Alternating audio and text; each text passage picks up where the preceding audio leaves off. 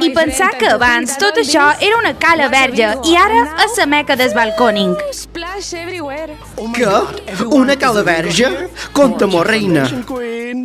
Tia, que t'he de dir és que sóc la reina de les tarimes.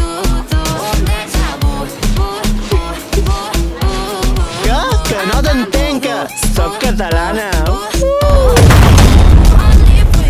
Any 1959. El règim franquista va veure que per quedar bé davant Europa s'havia d'obrir el mercat.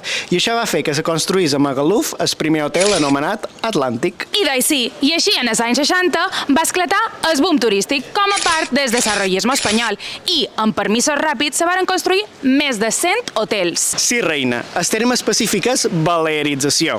És a dir, la construcció i l'explotació de les nostres platges pel consum ràpid, fugaç i passatgers dels guiris. I així Magaluf se va convertir en un laboratori on els turoperadors britànics experimentaven on podien arribar en el turisme de sol i platja. Varen passar d'un turisme familiar i exclusiu a un turisme d'espardenya. És a dir, que era més important la quantitat que la qualitat. Aquest turisme de gatera va venir acompanyat d'episodis mediàtics, com el mamading, la droga caníbal, i realities que se varen gravar aquí, com Love is Blind. Un model de turisme que tothom critica, però hem après la lliçó.